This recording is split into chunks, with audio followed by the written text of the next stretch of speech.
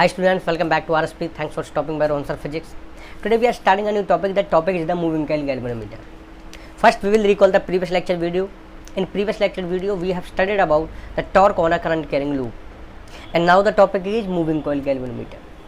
Last lecture के अंदर हमने ये पढ़ा था कि कोई भी करंट लूप यदि मैग्नेटिक फील्ड के अंदर रखा हुआ है तो उस पर किस तरीके से टॉर्क लगता है, और जो फॉर्मूला निकला था टॉर्क का that is M B sine theta in vector form tau vector is equal to M vector cross B vector.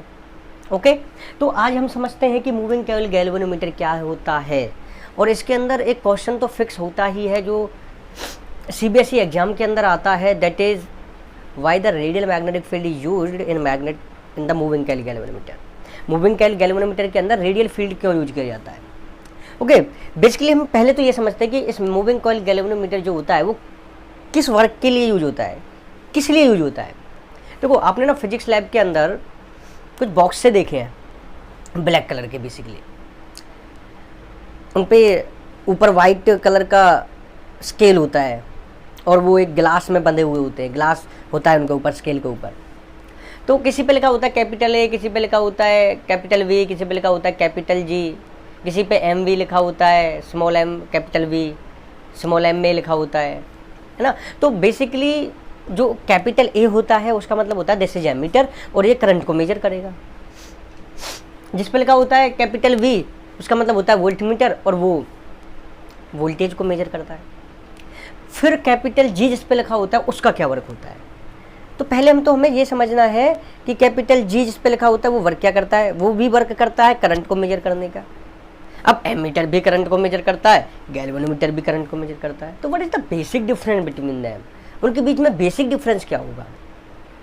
तो पहले तो हम उसी को समझते हैं कि what is the basic difference between them. तो वो एमीटर करंट मेजर करता है बट वो लार्ज अमाउंट का करंट मेजर करता है, for an example 5 ampere 10 ampere. But the galvanometer measures the current which is very less in amount, basically 10 milliampere, 5 milliampere. तो milli means 10 to the power -3, तो the current value is very less. तो जो current बहुत कम है amount के अंदर, जो milli ampere में है, उस करंट को मेजर करने के लिए यूज किया जाता है मूविंग कॉइल गैल्वेनोमीटर. क्योंकि एमीटर उस करंट को मेजर नहीं कर पाता, जीरो से पॉइंटर आगे नहीं बढ़ पाता, क्योंकि that is the very less amount of current, बहुत कम करंट है. क्लियर हो गई होगी बात आपको, ठीक है.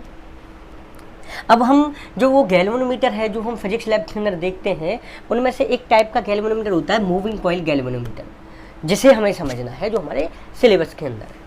ओके, तो यहाँ से पहले तो हम डेफिनेशन समझते हैं, ये समझते हैं कि मूविंग कॉइल गैल्वेनोमीटर करता क्या है. तो देखिए basically it measures the current, और करंट का जो अमाउंट होगा वेरी स्मॉल, बहुत कम करंट को मेजर करता है. एंड इसका एक और काम होता है टू डिटेक्ट द करंट. तो ये मेजर करता है और डिटेक्ट करता है कि क्या सर्किट के अंदर कोई करंट फ्लो कर भी रहा है या नहीं. तो it measures the current which is in very small amount and detect the current, that is galvanometer. That is galvanometer. Okay, clear हो गई होगी बात कि गैल्वेनोमीटर होता क्या है. विच measures the current in very small amount, कि बहुत स्मॉल करंट को मेजर करता है, एंड डिटेक्ट द करंट, और ये बताता है कि किसी भी सर्किट के अंदर क्या करंट है या नहीं. तो this is the work of moving coil galvanometer. इस तरीके के डिवाइस को हम कहते हैं कि दिस इज गैल्वेनोमीटर. अब ये किस प्रिंसिपल पर वर्क करता है. देखो लास्ट लेक्चर के अंदर हमने क्या पढ़ा था कि जब भी किसी भी एक करंट कैरिंग लूप को मैग्नेटिक फील्ड के अंदर रखते हैं तो उस पर टॉर्क लगता है. दैट इज द प्रिंसिपल जो हमने लास्ट लेक्चर के अंदर पढ़ा है. मैंने उसका लिंक भी डिस्क्रिप्शन के अंदर दे रखा है. यदि आप लोगों को समझना है तो आप समझ सकते हो, डिस्क्रिप्शन में आपको लिंक मिल जाएगा लास्ट लेक्चर का टॉर्क वाले कंसेप्ट. तो लास्ट लेक्चर के अंदर हमने पढ़ा था कि मैग्नेटिक फील्ड के अंदर कोई भी करंट लूप रखा हुआ है तो उस पर टॉर्क लगता है. That is the principle. इस प्रिंसिपल को फॉलो करेगा. देखिए क्या प्रिंसिपल है इसका, torque on a current loop when the current loop is placed in a magnetic field. कि जब भी वो मैग्नेटिक फील्ड के अंदर होगा तो उस पर क्या लगने वाला है, दैट इज टॉर्क. क्लियर आ गई होगी बात समझ में आपको, ठीक है. ये हो गया प्रिंसिपल, ये हो गया गैल्वेनोमीटर होता क्या है, दोनों चीज़ें हमने समझ ली यहाँ से। अब हम ये देखते हैं कि किस तरीके से लूप को मैग्नेटिक फील्ड के अंदर रखेंगे, किस तरीके से टॉर्क लगेगा, कौन सा लूप होगा, उसको समझेंगे इसके अंदर। देखिए, पहले हम ये समझते हैं कि इसके अंदर क्या प्रोसेस हो रही होगी गैल्वेनोमीटर के अंदर। पता तो चल गया ना कि गैल्वेनोमीटर क्या काम करेगा, बहुत स्मॉल अमाउंट ऑफ करंट को मेजर करेगा। देखो उसके अंदर, गैल्वेनोमीटर के अंदर यहाँ पर ना उसके ऊपर जो ब्लैक कलर का हिस्सा होता है उसमें ना दो पोल्स लगे होते हैं, एक होता है प्लस का, एक होता है माइनस का। उन दोनों के अंदर पहले हम तो वायर डालेंगे, वायर जब डालेंगे उसके अंदर तो वो वर्क करेगा। मीन्स इन वायर से हुआ क्या, इन दोनों वायर को उन पोल्स में लगाओगे तो करंट जाएगा उसके अंदर, उसी करंट को तो उसे डिटेक्ट करना है। तो जो करंट हम डालेंगे उसके अंदर वायर के थ्रू, उस करंट को वो मेजर करेगा कि वो करंट हमने कितना डाला है उसके अंदर। ठीक है, तो इस तरीके की कुछ प्रोसेस होगी, उसको समझेंगे डीपली। तो देखिए बेसिकली इसके अंदर हम करेंगे क्या। First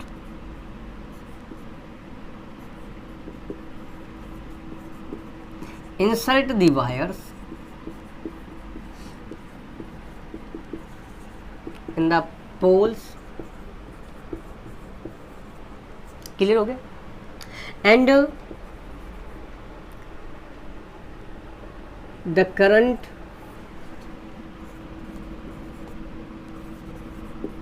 which is to be measured will flow,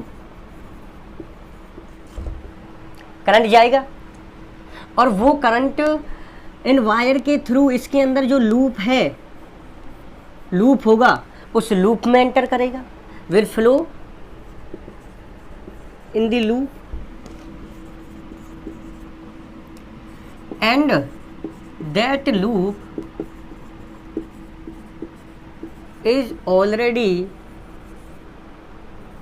put in magnetic field,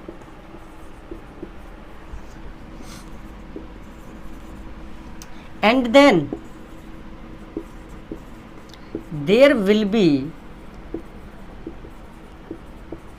some torque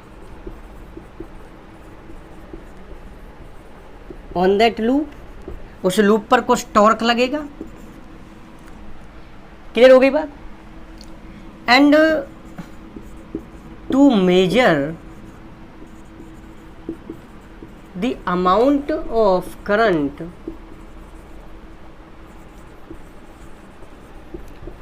we use a scale and a pointer। क्या किया हमने, देखो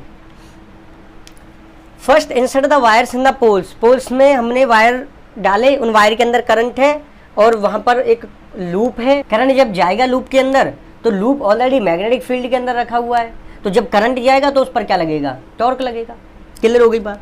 अब टॉर्क लगेगा तो लूप घूमेगा घूमेगा, और हमने क्या किया कि जो ये गैल्वेनोमीटर होता है उसके अंदर जब वो टॉर्क लगा है, उस टॉर्क लगेगा तो हमने उस लूप से एक पॉइंटर लगा दिया है कि लूप घूमेगा तो वो पॉइंटर भी घूमने वाला है, और उस पॉइंटर के साथ हमने एक स्केल ऐड कर दिया है कि वो पॉइंटर जितना घूमेगा तो स्केल पर बताएगा कितना घूमा।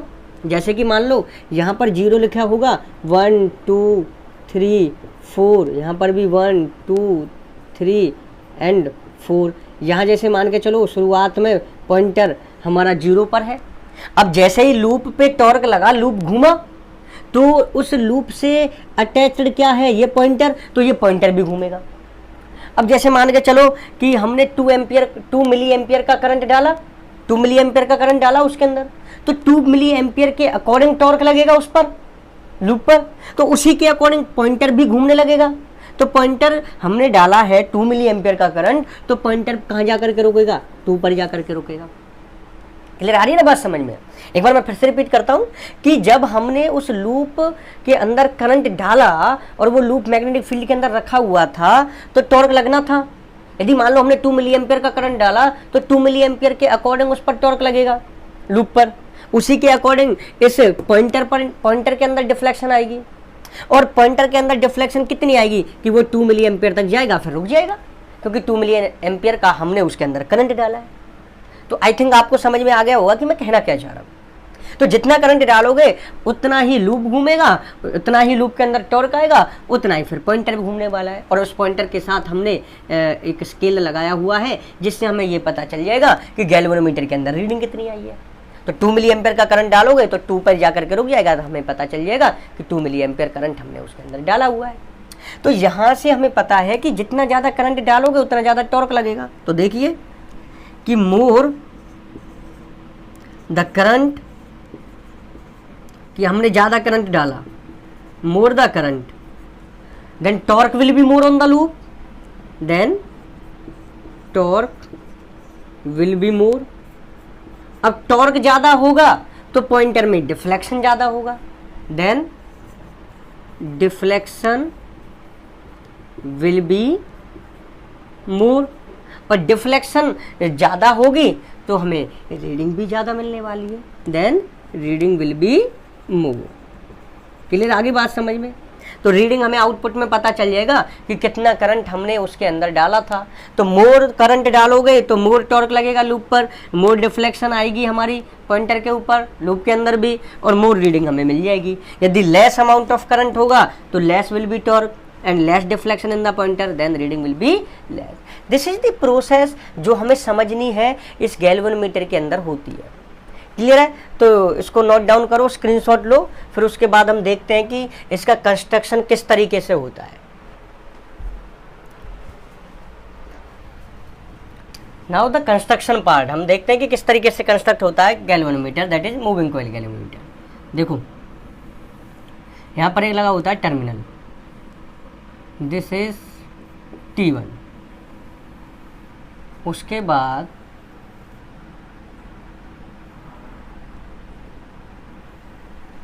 यहाँ लगा होता है एक फाइन वायर, बहुत ही फाइन मीन्स बहुत ही थिन वायर, एंड इसके साथ लगा होता है एक कॉइल, वायर ही होती है कॉइल।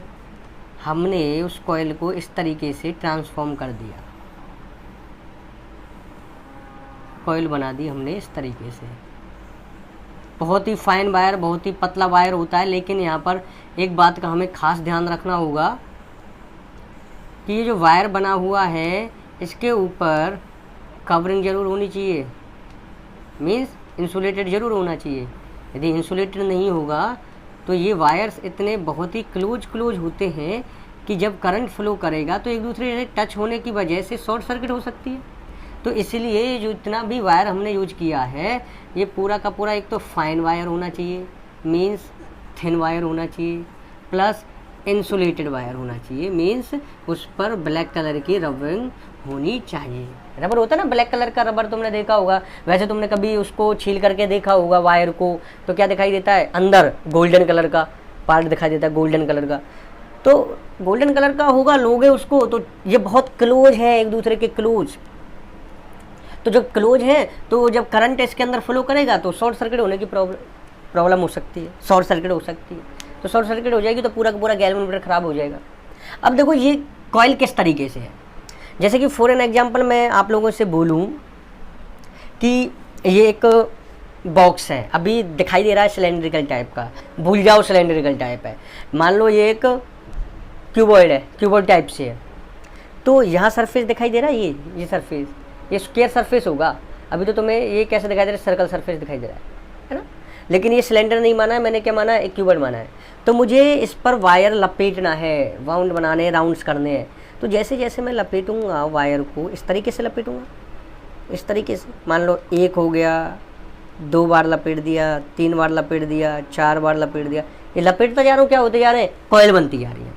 लेकिन तुम देखोगे कि हर कॉइल का जो बनेगी इसके अंदर, हर कॉइल का एरिया कैसा होगा, सेम होगा। लेकिन यहाँ तुम्हें एरिया सेम नहीं दिखाई दे रहा, क्योंकि दिस इज 2 डायमेंशनल, 2 डायमेंशनल है, 2 डायमेंशनल है, तो पॉसिबल नहीं है इस तरीके से बनाना।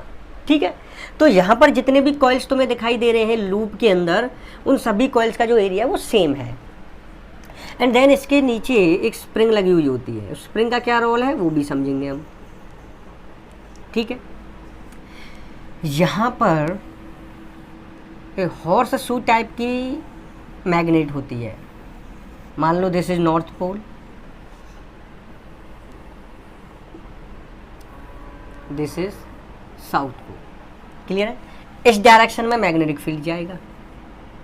अभी तो मैं मैग्नेटिक फील्ड को स्ट्रेट लाइन से डिनोट कर रहा हूँ क्योंकि हमको समझना है बाद में, क्योंकि ये जो तुम्हें दिखाई दे रही है दिस इज सिलेंड्रिकल टाइप, अभी तो सर्कल टाइप दिखाई दे रही है। देखो मैं इसको भी समझाता हूँ किस तरीके से। देखो ये इस तरीके से दिखाई दे रहा है, ये ऊपर वाला हिस्सा दिखाई दे रहा है तुम लोगों को, बस ये सर्कल सा दिखाई दे रहा है, आधा सा सर्कल है, आधी सी सर्कमफ्रेंस है, हाफ सर्कमफ्रेंस है सर्कल की, ठीक है। ये ऊपर वाला हिस्सा तुम्हें दिखाई दे रहा है, लेकिन देखो ये सरफेस भी तो है, ये भी है, तो मीन्स इसके अंदर भी सरफेस है। तो ये कैसे ही हो गया बाहर मैग्नेट, ये मैग्नेट कैसी हो गई, जैसे सिलेंड्रिकल टाइप मैग्नेट कि ऊपर वाला सर्कल भी है, ये सरफेस भी है, नीचे भी सर्कल है। तो हमको तो केवल ये ऊपर वाला हिस्सा दिखाई दे रहा है क्योंकि दिस इज 2 डायमेंशनल। अगेन मैंने बताया दिस इज 2 डायमेंशनल, तो यहाँ पर सिलेंड्रिकल टाइप की हॉर्स शू मैग्नेट बनाना पॉसिबल नहीं है। तो ध्यान रखना है, ये जो दोनों मैग्नेट्स हैं, जो हॉर्स शू टाइप की मैग्नेट है वो एक सिलेंड्रिकल टाइप की मैग्नेट है, ठीक है। बाद में समझेंगे कि ये रेडियल मैग्नेटिक फील्ड क्रिएट कर रहा होगा, वो बाद का काम है, अभी नहीं है, ठीक है। अब जिस तरीके से इसके अंदर हम करंट फ्लो कराएंगे, तो करंट फ्लो कैसे करेगा, देखो स्प्रिंग है, यहाँ पर भी एक टर्मिनल लगा होगा दैट इज T2, ठीक है। ये 2 वायर्स हैं, ठीक। अब ये 2 वायर्स जो हैं आप लोगों को दिखाई दे रहे हैं, ये उसमें डालने हैं, है ना, जहाँ से करंट आएगा, बैटरी से कनेक्ट करने हैं। तो जैसे ये दोनों वायर्स कनेक्ट हो जाएंगे तो करंट आएगा, टर्मिनल हमने बंद कर दिया, क्लोज कर दिया, करंट फ्लो करने लगा, ये भी बंद कर दिया, करंट फ्लो करने लगा, करंट इसमें आएगा और करंट उसके बाद लूप में आएगा। अब ये लूप ऑलरेडी किसके अंदर रखा है, मैग्नेटिक फील्ड के अंदर रखा है। करंट आया लूप के ऊपर, क्या लगेगा, टॉर्क लगेगा। क्लियर हो रही है बात, समझ में आ रही है। यहाँ से देखो पहले हम ये देख लेते हैं कि ये टॉर्क रखा किस तरीके से होगा। टॉर्क लगेगा, समझ में आ गया किस तरीके से रखा हुआ है। सामने की तरफ इस तरीके से मैग्नेटिक फील्ड लाइन जा रही है, इस तरीके से। यदि मैं इसको ऐसे स्ट्रेट रखता, ABCD, मैंने लास्ट लेक्चर में भी समझाया था, मैंने इसको थोड़ा ना रोटेट करके रखा हुआ है जिससे कि टॉर्क लगे, क्योंकि इस कंडीशन में रखूंगा तो टॉर्क नहीं लगेगा, लास्ट लेक्चर में समझा चुका हूँ। इस तरीके से मैंने रखा, तो इस तरीके से रखोगे तो देखो इसका एरिया वेक्टर सामने होगा, एरिया वेक्टर। मैग्नेटिक मूवमेंट भी सामने होगा क्योंकि मैग्नेटिक मूवमेंट हमेशा इसके सरफेस के परपेंडिकुलर होता है। मैग्नेटिक फील्ड लाइन ये है डायरेक्शन, मैग्नेटिक मूवमेंट ये है डायरेक्शन, एरिया वेक्टर की भी डायरेक्शन यही होगी। तो मैग्नेटिक फील्ड की डायरेक्शन ये है, मैग्नेटिक मूवमेंट और एरिया वेक्टर की डायरेक्शन ये है, तो दोनों के अंदर कितने डिग्री का एंगल बन गया, दैट इज थीटा डिग्री का एंगल। तो यहाँ से हमने क्या कंडीशन ली है, there is angle theta between area vector and magnetic field vector, और एरिया वेक्टर भी परपेंडिकुलर होता है लूप के, एंड मैग्नेटिक मूवमेंट भी परपेंडिकुलर होता है लूप के। तो ये थीटा एंगल जो होगा वो मैग्नेटिक मूवमेंट और मैग्नेटिक फील्ड के बीच में भी होगा। क्लियर आ रही है बात समझ में। तो यहाँ पर टॉर्क लगेगा, जैसे ही इसके अंदर करंट आएगा, मान लो इस डायरेक्शन में करंट आ रहा है यहाँ से, ठीक है, तो इस पर टॉर्क लगेगा। क्लियर आगे बात समझ में। और थीटा डिग्री के एंगल पर ये ऑलरेडी टिल्ट है, तभी तो टॉर्क लगेगा, अदरवाइज तो टॉर्क लगेगा ही नहीं। यदि ये इस तरीके से हो और ये मैग्नेटिक फील्ड इस तरीके से हो तो there will be no torque. Clear है आगे बात समझ में।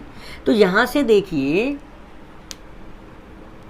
कि टॉर्क जो लगेगा वो लगेगा यहाँ से NIAB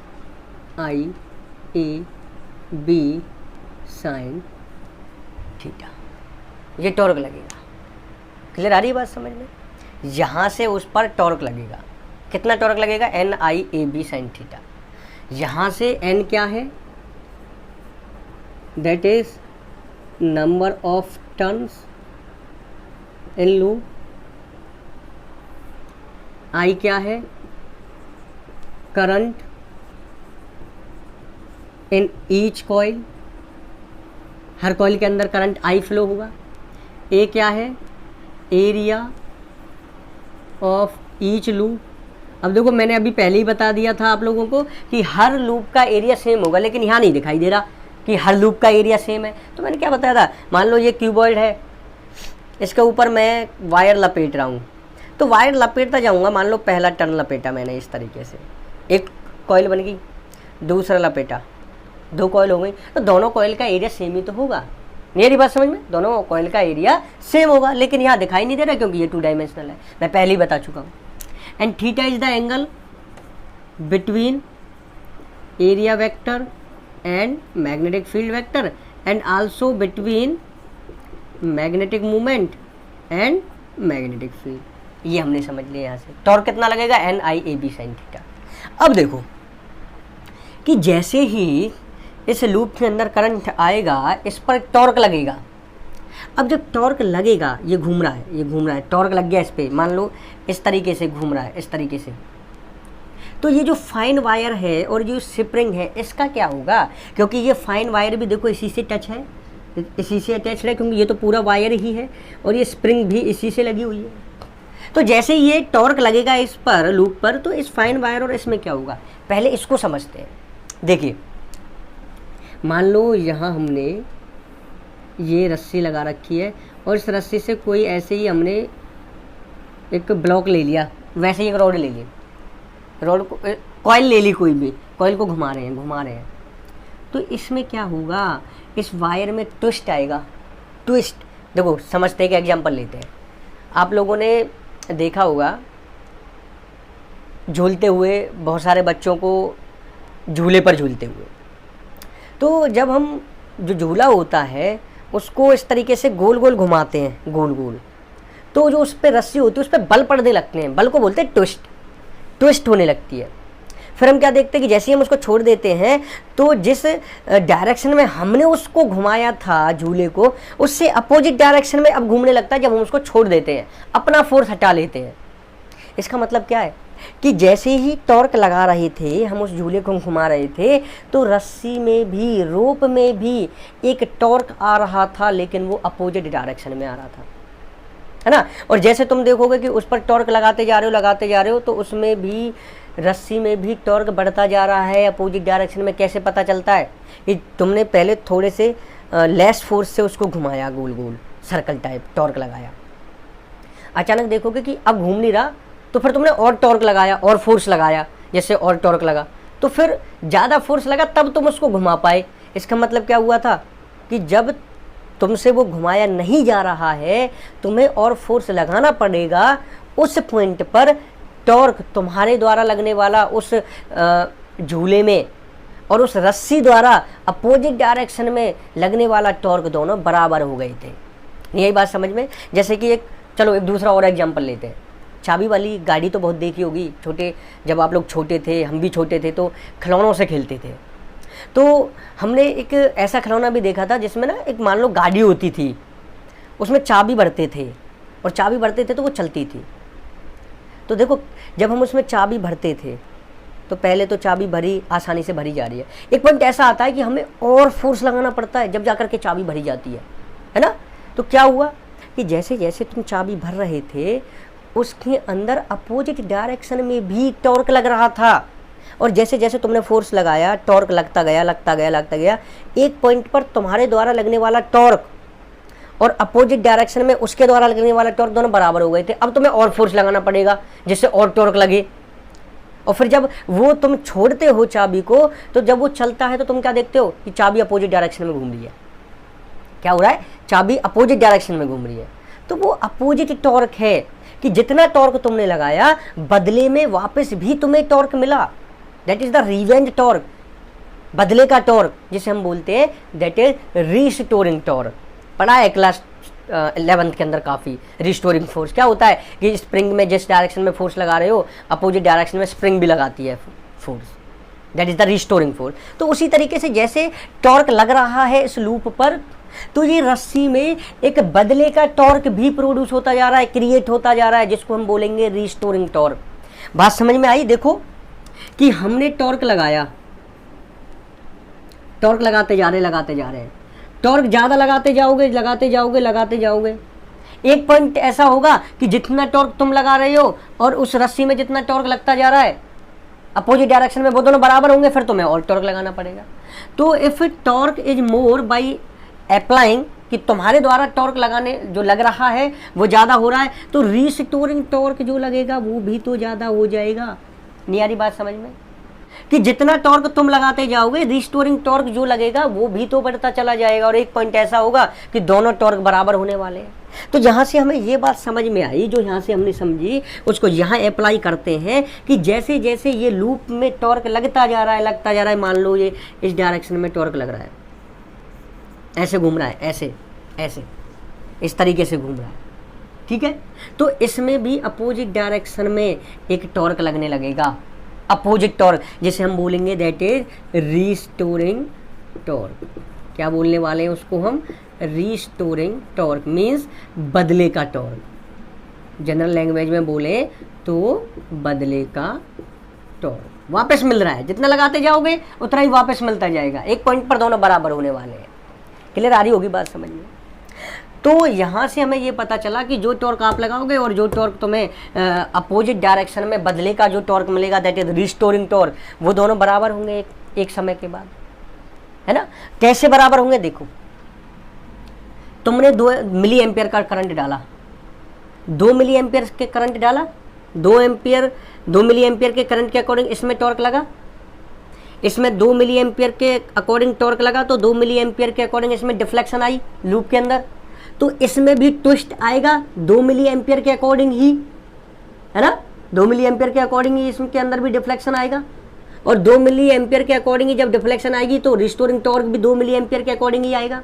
तो जब यहाँ से 2 मिली एम्पियर का करंट तुमने डाला, इसमें टॉर्क आया, रस्सी में डिफ्लेक्शन आई, रस्सी में ट्विस्ट आया, तो रस्सी में रिस्टोरिंग टॉर्क आया। तो जब मिली एम्पियर करंट खत्म हो जाएगा तो फिर थोड़े ना तुम रिस्टोर और टॉर्क उस पर लगा पाओगे। जैसे कि 2 मिली एम्पियर का करंट डाला, 2 मिली एम्पियर का करंट डालने के बाद इसके अंदर 2 मिली एम्पियर का टॉर्क, इसके अंदर 2 मिली एम्पियर के अकॉर्डिंग ट्विस्ट, रस्सी के अंदर 2 मिली एम्पियर के अकॉर्डिंग रिस्टोरिंग टॉर्क। अब जब करंट ही 2 मिली एम्पियर डाला है तो रिस्टोरिंग टॉर्क 2 मिली एम्पियर के अकॉर्डिंग तक का ही तो आएगा। 2 मिली एम्पियर का करंट डाला, खत्म करंट, कहाँ रुक जाएगा?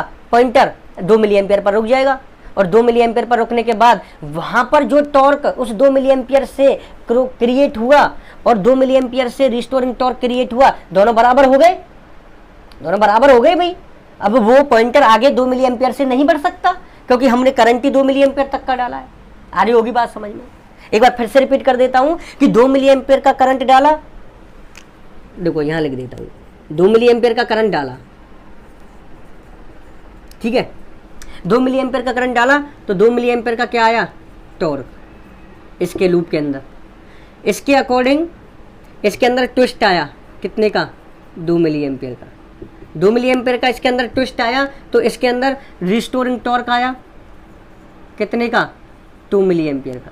तो इसका मतलब क्या है कि जितना 2 मिली एम्पियर की वजह से टॉर्क आया होगा उतना ही तो रिस्टोरिंग टॉर्क भी आया होगा। इसका मतलब टॉर्क जो तुमने अप्लाई किया और टॉर्क जो रिस्टोर हुआ, बदले का टॉर्क, दोनों क्या है? बराबर। इसका मतलब 2 मिली एम्पियर के टॉर्क की वजह से जितना कॉइल घूमेगा, इससे लगने वाला जितना पॉइंटर घूमेगा वहीं पर रुक जाएगा पॉइंटर। 2 मिली एम्पियर का करंट डाला तो 2 मिली एम्पियर पर रुक गया, वहां पर जहां पर वो पॉइंटर रुका वहां पर रिस्टोरिंग टॉर्क और लगने वाला टॉर्क दोनों बराबर हो गए। क्लियर आ गई होगी बात समझ में आप लोगों को? तो यहां से हमें पता चल गया कि टॉर्क और रिस्टोरिंग टॉर्क दोनों बराबर होंगे। तो देखो टॉर्क लगाया कितना था, अप्लाई कितना किया था, that is NIAB sin theta. Restoring torque, अब देखो रिस्टोरिंग टॉर्क कितना होगा, देखिएगा। मान लो हमने यहाँ पर 1 डिग्री रोटेट हो गया, ये 1 डिग्री रोटेट हो गया। अब 1 डिग्री रोटेट हुआ ये, तो इसके अंदर भी कितने का ट्विस्ट आया? 1 डिग्री का ट्विस्ट आया, रस्सी के अंदर 1 डिग्री का ट्विस्ट आया। तो हमने यहाँ से लिखा कि ट्विस्ट कितना आ रहा है, दैट इज 1 डिग्री। अब 1 डिग्री ट्विस्ट होगा तो कुछ रिस्टोरिंग टॉर्क आएगा। हमने मान लिया कि जो वो रिस्टोरिंग टॉर्क आ रहा है that is C, that is C। अब ये C क्या होता है? दिस C इज, ये जो C है दैट इज टॉरिजिनल कांस्टेंट। इसको नाम देते हैं हम क्या? That is torsional constant.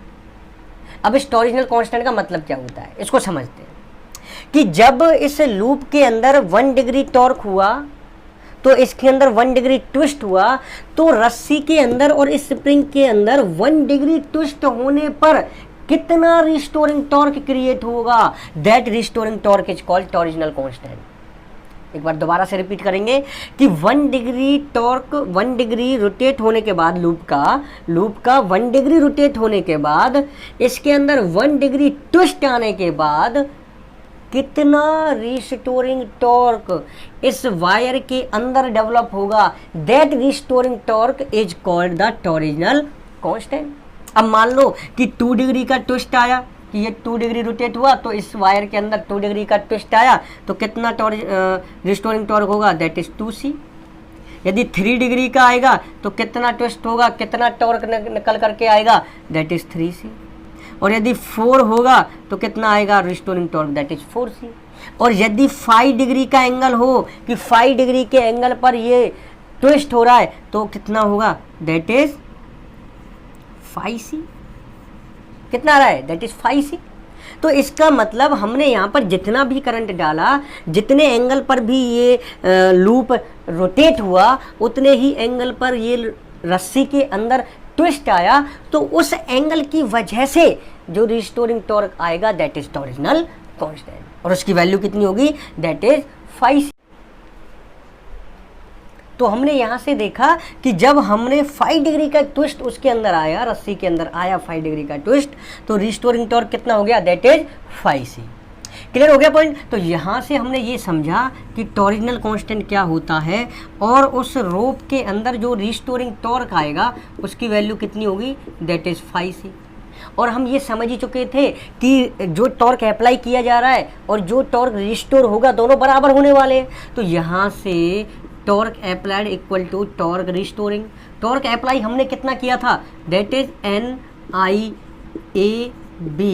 Sign theta. Restoring torque that is 5c। 5 is the angle of twisting, कि कितना ट्विस्ट हुआ है, और c इज टॉर्जनल कांस्टेंट।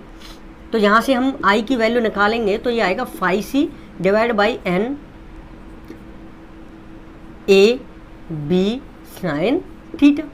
तो यहाँ से इतनी करंट की वैल्यू आएगी, ठीक है, कि जितना करंट हमने उसके अंदर डाला, जितना हम उसके अंदर ट्विस्ट हुआ लूप, उसके अकॉर्डिंग रस्सी भी ट्विस्ट होगी, और उसी के अकॉर्डिंग उसके अंदर रिस्टोरिंग टॉर्क आएगा। और जैसे 2 मिली एम्पियर का करंट डाला है, तो torque restoring torque 2 milliampere के ही होंगे, और दोनों बराबर होंगे, और करंट की वैल्यू आसानी से हम रीडिंग के तौर पर ले सकते हैं।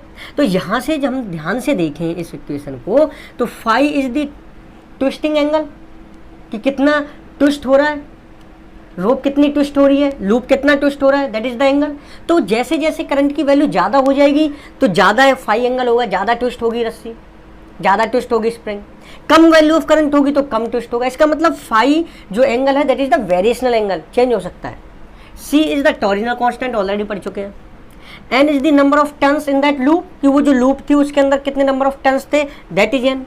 Area A was the area of that each loop, कि जो भी उसके अंदर ईच कॉइल्स है उन सभी का एरिया है वो। तो वो जब एरिया हमने शुरुआत में जितना लिया था, जब एंगल चेंज होगा ट्विस्टिंग का, टॉर्क का, तो एरिया तो सेम ही रहने वाला है, चेंज तो होगा नहीं। B हमने जितना पहले अप्लाई किया था, तो ट्विस्टिंग के बाद वो चेंज थोड़ा ना होगा, वो तो उतना ही रहेगा जितना पहले रखा हुआ था।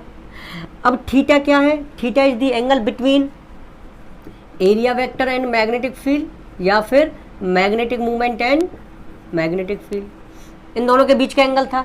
अब जब वो टॉर्क लगेगा, लूप पर टॉर्क लगेगा, तो तुम सोच सकते हो ऐसे था मैग्नेटिक फील्ड, ये था मैग्नेटिक मूवमेंट। तो जब ट्विस्ट हो रहा है, ट्विस्ट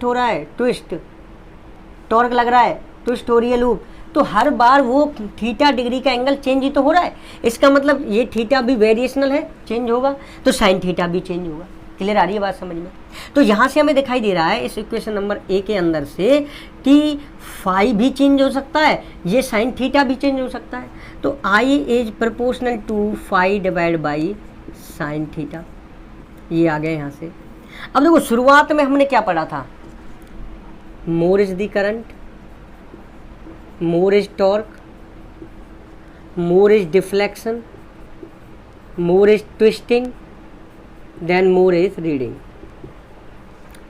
करंट ज़्यादा, टॉर्क लगा ज़्यादा लूप पर, डिफ्लेक्शन आ गई ज़्यादा, ट्विस्टिंग आ गई ज़्यादा रस्सी के अंदर, तो रीडिंग भी ज़्यादा होगी।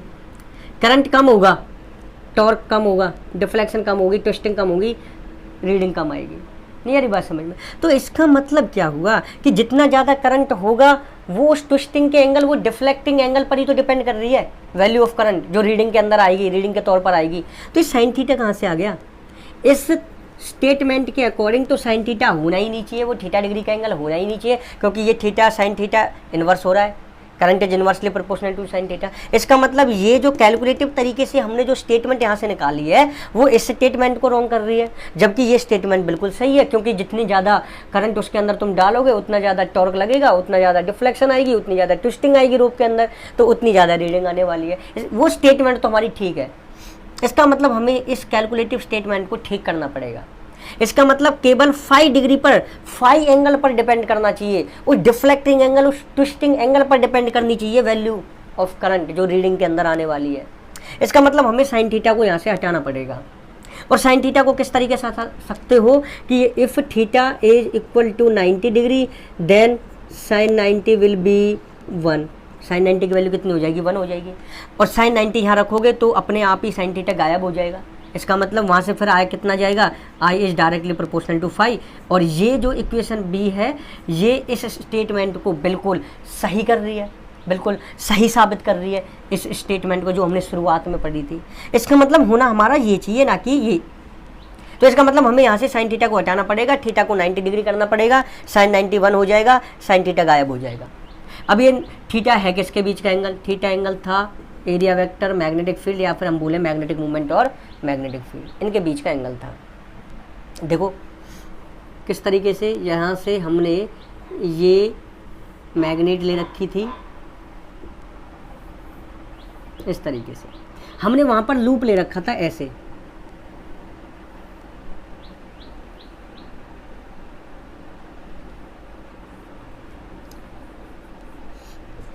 इस तरीके से लूप ले रखा था, ठीक है।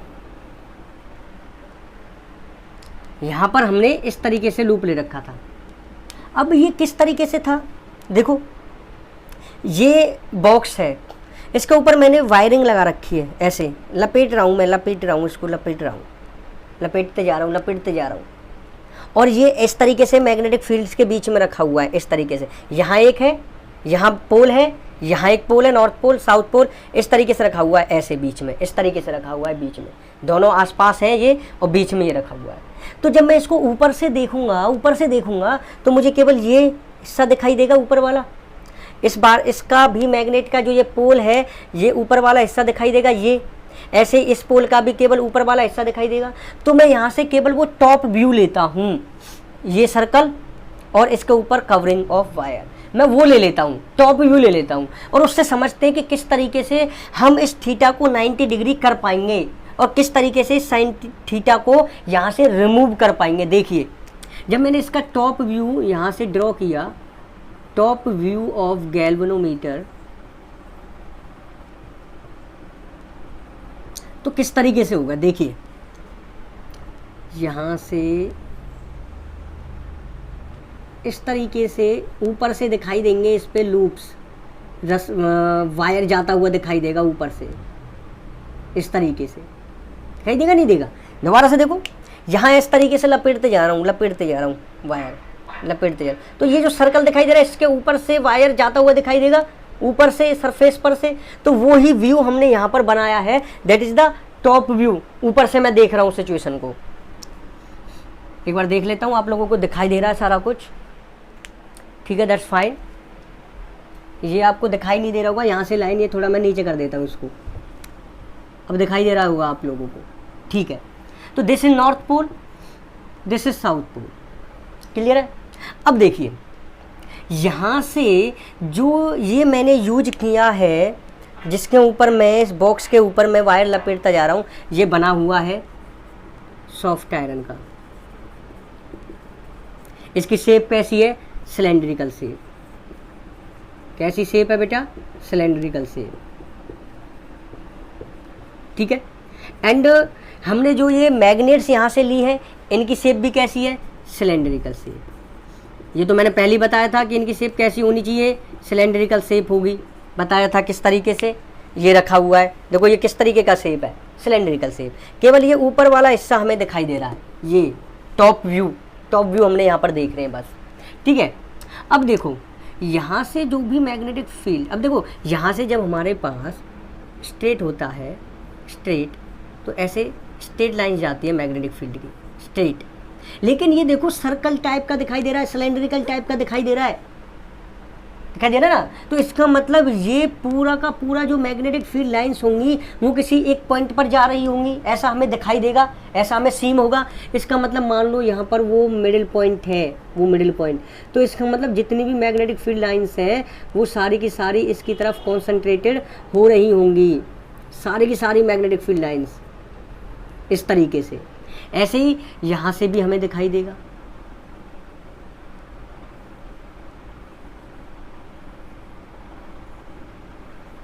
क्लियर हो गई बात। तो यहाँ से जो मैग्नेटिक फील्ड लाइन आई वो इस तरीके से जाएगी, इस तरीके से। यहाँ से जो मैग्नेटिक फील्ड लाइन आई वो इस तरीके से जाएगी।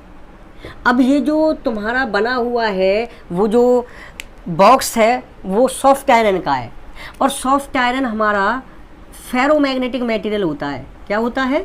That is ferromagnetic material. यहाँ से रफ कर देता हूँ इसको पहले, that is ferromagnetic material. Ferromagnetic materials क्या होते हैं, अभी जस्ट इसको थोड़ा सा समझना है। फेरोमैग्नेटिक मटेरियल्स क्या होते हैं, वैसे चैप्टर नंबर 5 के अंदर डीपली पढ़ने वाले हो। फेरोमैग्नेटिक मटेरियल्स का मतलब वो होता है जो मैग्नेटिक फील्ड को बहुत सपोर्ट करता है, मीन्स चाहेगा, यदि मैग्नेटिक फील्ड उसके पास है तो पूरा का पूरा मैग्नेटिक फील्ड को अपने अंदर से होकर के जाने देगा, मीन्स उस मैग्नेटिक फील्ड को सपोर्ट कर रहा है, बढ़ा रहा है उसको, क्योंकि खुद आयरन है, सॉफ्ट आयरन। मैग्नेटिक फील्ड आया, उसके सॉफ्ट आयरन के अंदर से मैग्नेटिक फील्ड जाएगा और मैग्नेटिक फील्ड बढ़ जाएगा। क्लियर है? तो यहाँ से सॉफ्ट आयरन फेरोमैग्नेटिक मेटेरियल होता है। इसका मतलब सारे का सारा जो भी मैग्नेटिक फील्ड लाइंस होंगी उन सबको अपने अंदर से जाने के लिए ट्राई करेगा, अपने अंदर से जाने देगा, कोशिश करेगा कि सारा का सारा मैग्नेटिक फील्ड लाइन उसके अंदर से जाए। आ रही है बात समझ में? तो सारे की सारे मैग्नेटिक फील्ड लाइन से सॉफ्ट आयरन के अंदर से जाएंगी। अब देखो हम यहाँ से केवल एक मैग्नेटिक फील्ड लाइन को पकड़ लेते हैं, जैसे कि यहाँ से हमने ये मैग्नेटिक फील्ड लाइन पकड़ ली, होंगी तो बहुत सारी मैग्नेटिक फील्ड लाइन्स होंगी। यहाँ से ये मैग्नेटिक फील्ड लाइन के बारे में बात कर रहा हूँ। अब देखिए ये मैग्नेटिक फील्ड किस डायरेक्शन में है, ऊपर की डायरेक्शन में, ऐसे। इस लूप का, ये जो लूप्स बन रही हैं इनका मैग्नेटिक मूवमेंट किस डायरेक्शन में होगा, perpendicular to the surface area. तो इसका मतलब मैग्नेटिक मूवमेंट किस डायरेक्शन में होने वाला है, इस डायरेक्शन में होगा। ऐसे जा रहा है मैग्नेटिक फील्ड इस तरीके से, और ये लूप्स होंगे ये ऐसे रखे हुए हैं, ऐसे इस तरीके से। तो मैग्नेटिक लूप के सरफेस के परपेंडिकुलर जाएगा जो भी मैग्नेटिक मूवमेंट होगा, और ऐसे मैग्नेटिक फील्ड जा रहा है। तो कितने डिग्री का एंगल बन रहा है, 90 डिग्री का एंगल बन रहा है। यदि मैं कोई और सिचुएशन भी लूँ तो वहाँ पर भी 90 डिग्री का एंगल बनेगा। देखो कि मैग्नेटिक फील्ड जा रहा है इस तरीके से। देखो यहाँ पर और भी तो मैग्नेटिक फील्ड लाइन्स हैं, लेकिन वो लूप के अंदर से जा रही है। टॉर्क तो तभी लगेगा ना जब लूप के वायर से मैग्नेटिक फील्ड टच होगा। अब ये जो लाइन्स हैं ये तो देखो इस तरीके से रखा हुआ है, इस तरीके से। तो वो जो लूप का सरफेस एरिया है, लूप का अंदर का जो एरिया है उसमें से निकल रही है ना बाकी की मैग्नेटिक फील्ड लाइन्स। तो बाकी की मैग्नेटिक फील्ड लाइन्स तो अंदर से निकल रही है। ये वाली मैग्नेटिक फील्ड लाइन तो वायर से टच होगी, और जब तक मैग्नेटिक फील्ड लाइन्स वायर से नहीं टकराएंगी जब तक तो टॉर्क लगेगा ही नहीं। तो इसका मतलब ये लूप जो रखा हुआ है इस तरीके से रखा हुआ है, इस तरीके से, ऐसे। मैग्नेटिक मूवमेंट ऊपर की डायरेक्शन में परपेंडिकुलर हो गया। मैग्नेटिक फील्ड लाइन भी ऐसे ही है, ऐसे ही है मैग्नेटिक फील्ड लाइन भी। तो कितने डिग्री का एंगल हो गया, 90 डिग्री का एंगल हो गया। कोई और सिचुएशन समझते हैं? इस तरीके से है लूप टॉर्क लगने के बाद, इस तरीके से। तो यहाँ से बहुत सारे आ रहे होंगे, तो केवल जो सीधी जा रही होगी वो क्या है, जो बिल्कुल सीधी जा रही होगी वो मैग्नेटिक फील्ड लाइन इसके कहाँ से जा रही होगी, बिल्कुल एरिया के अंदर से, तो इससे तो टॉर्क लगने वाला है नहीं। तो इसका मतलब जब ये घूमेगा तो जो मैग्नेटिक फील्ड लाइंस यहाँ होंगी, यहाँ मैग्नेटिक फील्ड लाइंस वो इस वायर से टकराएंगी, और वायर से टकराएंगी तो तुम देखोगे कि इनका मैग्नेटिक मूवमेंट इस डायरेक्शन में, मैग्नेटिक फील्ड ऊपर से नीचे की डायरेक्शन में 90 डिग्री का एंगल बन गया, फिर से sin 90 हो गया, sin 91, फिर से sin थीटा हट गया। कोई और सिचुएशन ले लेते हैं, जैसे कि मान लो इस तरीके से है,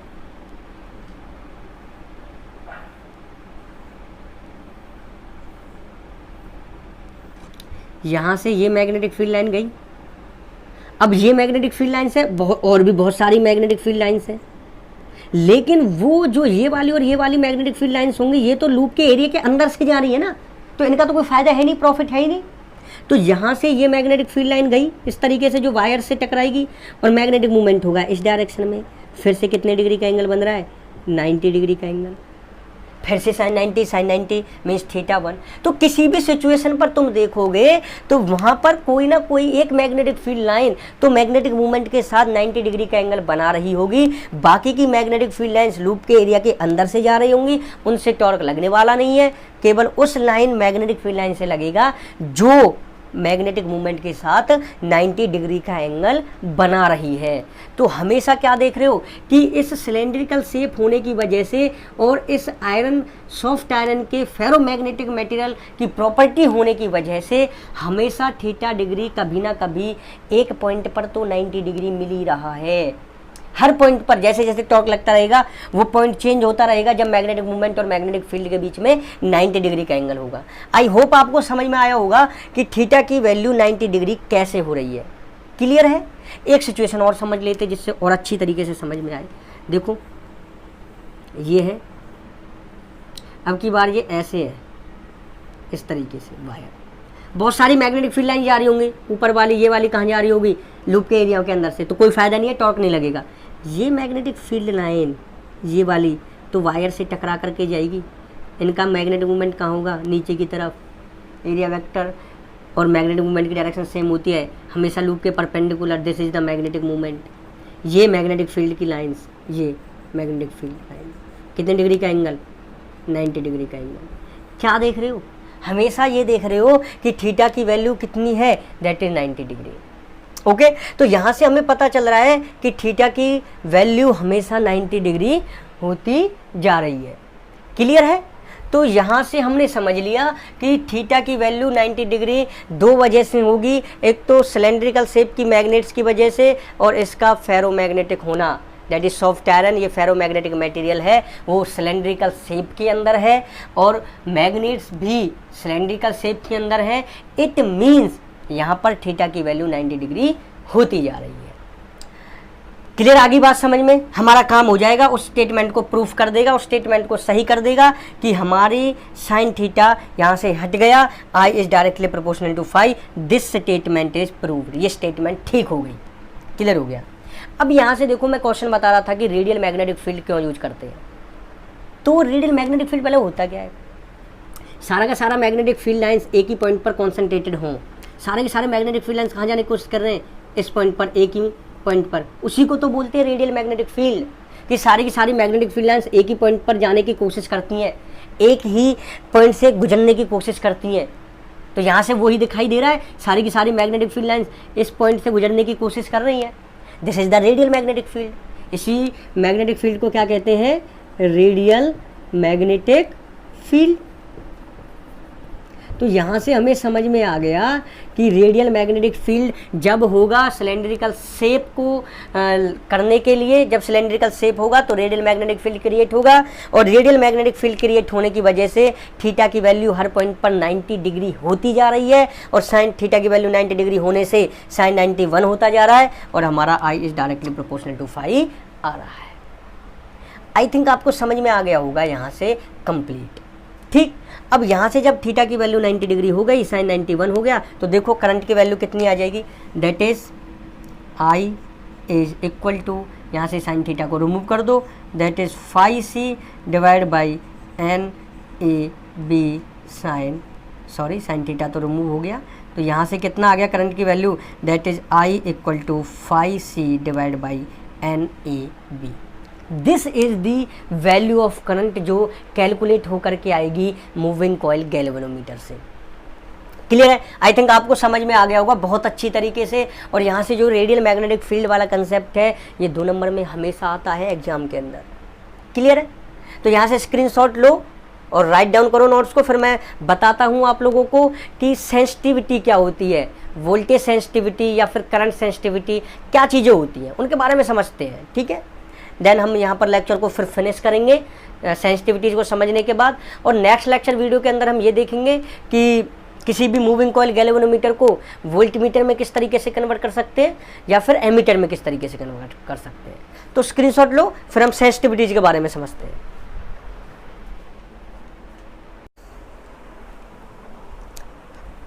ओके, तो अब हम स्टार्ट कर रहे हैं द सेंसिटिविटी ऑफ गैल्वेनोमीटर, कि गैल्वेनोमीटर की सेंसिटिविटी क्या होती है। ठीक है, तो यहां से देखिए द सेंसिटिविटी ऑफ गैल्वेनोमीटर। तो वो पहले ना सेंसिटिविटी का मतलब समझते हैं कि सेंसिटिविटी का मतलब होता क्या है। एक जनरल लैंग्वेज में समझते हैं, बिल्कुल बिल्कुल देहाती लैंग्वेज में जैसे बोले ना उसमें समझते हैं, बिल्कुल जनरल लैंग्वेज में समझते हैं। देखो जैसे कि क्लास के अंदर तुम्हारे बहुत सारे दोस्त होंगे, बहुत सारे फ्रेंड्स होंगे। अब कोई ना फ्रेंड ऐसा होता है कि हम ना उसको 2 बातें बोल देंगे, छोटी सी 2 बातें बोल दें, उनका कोई मतलब भी ना हो, फिर भी क्या होता है कि वो रोने लगता है कि हमने उससे थोड़ा सा कुछ कहा फिर भी वो रोने लगता है। तो इसका मतलब हुआ क्या कि हमने इनपुट में तो बहुत कम बातें डाली लेकिन आउटपुट में उसका बहुत ज़्यादा रोना निकल गया, बहुत ज़्यादा रोना मिल गया हमें। तो इसका मतलब क्या हुआ है कि हम इनपुट तो बहुत कम डालें लेकिन आउटपुट हमें बहुत ज़्यादा मिल जाए। तो इसको हम यहाँ पर किस तरीके से रिलेट करेंगे वो चीज़ हमें देखेंगे। या फिर हम दूसरे तरीके से बोले कि छोटी छोटी बातों का पतंगड़ बना देना, कि बात बहुत छोटी सी थी लेकिन पहाड़ बना दिया, बात को खींच करके ले गए, उस बात को रब कर दिया उस बात को। तो मेरे कहने का मतलब ये है कि छोटी छोटी बातें हैं लेकिन उनका बहुत बड़ा पतंगड़ बना देना। तो हम जैसे जनरल लैंग्वेज में लिखें कि बातों का बतंगड़ बना देना, दैट इज सेंसिटिविटी। कहते हैं ना कि यार ये तो बहुत सेंसिटिव बच्चा है, हमने तो बताओ इससे कुछ भी नहीं कहा लेकिन फिर भी ये रोने लगा, बहुत सेंसिटिव है, बहुत सेंसिटिव बच्चा है, बोलते ना जनरल, हम बहुत बार देखा होगा आप लोगों ने। तो हम उसको इसी से रिलेट करके देखते हैं कि हमें इनपुट में बहुत कम दें, आउटपुट में बहुत ज़्यादा मिल जाए, लेकिन क्या चीज़ क्या मिले। तो देखिए इनपुट में दे क्या रहे थे, करंट तो दे रहे थे इनपुट के अंदर। इनपुट के अंदर क्या दे रहे थे, करंट दे रहे थे। आउटपुट में क्या ले रहे थे, रीडिंग ले रहे थे, करंट की ही रीडिंग ले रहे थे। तो वो रीडिंग कैसे आ रही थी, पॉइंटर के डिफ्लेक्शन की वजह से आ रही थी। तो इट मीन्स कि अमाउंट ऑफ करंट बहुत कम डालें लेकिन डिफ्लेक्शन बहुत ज़्यादा मिल जाए, वोल्टेज की वैल्यू हम बहुत कम डालें लेकिन डिफ्लेक्शन ज़्यादा मिल जाए, दैट इज द सेंसिटिविटी। तो इसका मतलब क्या हो गया, that is sensitivity of that galvanometer. 2 तरीके से पढ़ते हैं हम इसको। The first one is current sensitivity. तो पहले करंट सेंसिटिविटी के बारे में पढ़ेंगे, after then we will study about voltage sensitivity. तो देखिए सबसे पहले कि करंट सेंसिटिविटी क्या होता है, इसको हम रिप्रेजेंट करते हैं IS से। ठीक है, तो देखिए हमें करंट की वैल्यू कम डालनी है लेकिन हमें डिफ्लेक्शन ज़्यादा मिल जाए, और डिफ्लेक्शन को किससे रिप्रेजेंट कर रहे थे हम, फाई एंगल से। It means phi divide by I, कम करंट डिफ्लेक्शन ज़्यादा देन करंट सेंसिटिविटी ज़्यादा। यही बात समझ में, current value less deflection value ज़्यादा देन करंट सेंसिटिविटी ज़्यादा। ये तो मतलब हो गया कि हमें सेंसिटिविटी ज़्यादा चाहिए। तो इसका मतलब क्या हो गया, कम करंट की वैल्यू डालो, डिफ्लेक्शन ज़्यादा, करंट सेंसिटिविटी ज़्यादा। क्योंकि ऊपर वाली वैल्यू ज़्यादा होगी तभी तो करंट सेंसिटिविटी ज़्यादा होगी, नीचे वाली वैल्यू जो डिवाइड में होती है, न्यूमरेटर में होती है, वो वैल्यू कम हो तभी तो ये रिजल्टेंट वाली वैल्यू ज़्यादा होगी। तो करंट सेंसिटिविटी ज़्यादा मीन्स डिफ्लेक्शन ज़्यादा हो गई यहाँ से phi value, and then the current value is less. तो हमें यहाँ से फाई बाई आई का रेशियो निकालना है। अब देखो फाई बाई आई का रेशियो कैसे निकालते हैं, तो हम अभी पढ़ रहे थे torque applied is equal to torque restoring. देखो कोई भी चीज़ रटने वाली चीज़ नहीं है कि हम डायरेक्ट फाई बाई आई का रेशियो रट लें, तो देखो रटने का कोई फायदा नहीं है, एक दिन याद रखोगे, 2 दिन याद रखोगे, तीसरे दिन भूल जाओगे, क्या फायदा उसका, कोई फायदा नहीं है, कोई प्रॉफिट नहीं है। तो ऐसे पढ़ो फिजिक्स को, समझ के पढ़ो कि जिंदगी भर तक हमें वो कंसेप्ट बिल्कुल समझ में आता रहे, बिल्कुल याद रहे। तो यदि फिजिक्स को फील करोगे तो ये सारी चीज़ें आप लोगों को समझ में आएंगी। तो टॉर्क अप्लाइड कितना था, दैट इज NIAB, क्योंकि साइन थीटा तो 90 हो गया था, साइन 90 वैल्यू 1 हो गई थी रेडियल मैग्नेटिक फील्ड की वजह से। और टॉर्क रिस्टोरिंग क्या था, दैट इज C5। तो निकालना क्या है, दैट इज 5/I निकालना है, 5 करंट निकालना है। तो यहाँ से 5/I निकालो, देखो 5/I इज इक्वल टू, यहाँ से हो जाएगा that is NAB/C। This is the value of 5/I means current sensitivity. तो ये हो जाएगा आप लोगों का करंट सेंसिटिविटी। क्लियर आ गई होगी आप लोगों को बात समझ में, ठीक है। डेफिनेशन लिखने के तौर पर लिखोगे तो ये लिखना पड़ेगा आपको कि when the amount of current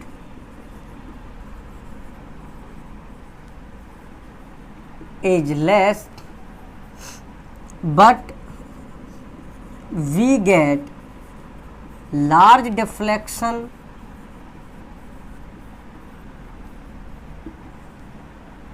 in galvanometer,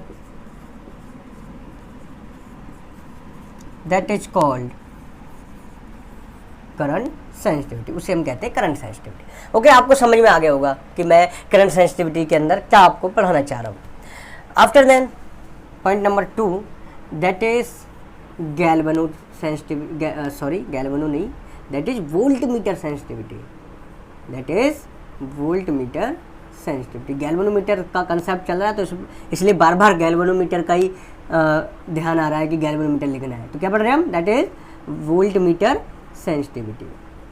okay, तो जिस तरीके से करंट सेंसिटिविटी के बारे में पढ़ा उसी तरीके से वोल्ट सेंसिटिविटी भी होगी, दैट इज कि इनपुट में हम पोटेंशियल डिफरेंस कम डालें लेकिन हमें डिफ्लेक्शन ज़्यादा मिल जाए, तो इसको हम रिप्रेजेंट करते हैं that is VS and it will be calculated that phi is more but the potential difference between 2 points is less। तो देखो इसको किस तरीके से निकालोगे। यहाँ पर हम करंट सेंसिटिविटी निकाले थे तो हमें पता है according to Ohm's law V is equal to I into R। यहाँ पर I की वैल्यू है तो यहाँ हम I की वैल्यू को इन टर्म्स ऑफ V लिख दें तो हमारे पास क्या आ जाएगा, 5/V आ जाएगा। देखो in terms of V, sorry I की वैल्यू को इन टर्म्स ऑफ V लिखना है तो यहाँ से I कितना हो जाता है, I is equal to V/R। और R क्या है, that is the resistance, that is the resistance of the wire which is used in galvanometer and V is the potential difference between 2 points जिनके बीच में करंट कैलकुलेट कर रहे हो, and I is the value of the current which is to be calculated. Okay, यहाँ से हमने इस इक्वेशन को यूज किया that is 5/I is equal to NA/C। तो यहाँ से I की वैल्यू मैं पुट कर सकता हूँ V/R। तो यहाँ से क्या हो जाएगा, 5 is divide by V/R is equal to NAB divide by C। Clear हो गया पॉइंट। अब देखिए इसको सॉल्व करते हैं। 5 divide by V, R divide में है तो ये ऊपर आ जाएगा that is NAB divide by C and if we are cross multiply this then 5 divide by V is equal to NA divide by C into R। This is the value of voltage sensitivity. ये value हो जाएगी voltage sensitivity की। तो जब भी numerical के अंदर आपको करंट सेंसिटिविटी या वोल्टेज सेंसिटिविटी निकालने के लिए, वोल्ट मीटर सेंसिटिविटी निकालने के लिए तब भी बोला जाए न्यूमेरिकल के अंदर तो आप इन फॉर्मूलाज को यूज कर सकते हो। 5/I का रेशियो निकालना है करंट सेंसिटिविटी निकालने के लिए that is NAB/C। Voltage sensitivity या वोल्ट मीटर सेंसिटिविटी निकालने के लिए क्या यूज करना है, 5/V that is NAB divide by CR। ये वैल्यूज आपको उसमें गिवन होंगी, ठीक है। ऐसे ही NAB divide by C is torsional constant. तो N is equal to the number of turns, A is equal to the area of that loop, B is the magnetic field that is given in the numerical. Okay तो this is all about today's lecture. इस lecture के अंदर हमने क्या पढ़ा कि moving coil galvanometer क्या होता है, रेडियल मैग्नेटिक फील्ड क्या होता है, हम किस तरीके से रेडियल मैग्नेटिक फील्ड को यूज करते हैं, साइन थीटा को 90 डिग्री बनाने की ज़रूरत क्यों पड़ती है, करंट सेंसिटिविटी होता क्या है, वोल्टेज सेंसिटिविटी होता क्या है। तो ये सारा कुछ आज हमने इन लेक्चर्स के अंदर पढ़ा, इस लेक्चर के अंदर पढ़ा। तो आई होप आप लोगों को बहुत अच्छी तरीके से समझ में आया होगा कि मूविंग कॉइल गैल्वेनोमीटर होता क्या है, why the radial magnetic field is used in moving coil galvanometer, and what is the current sensitivity and what is the voltage sensitivity.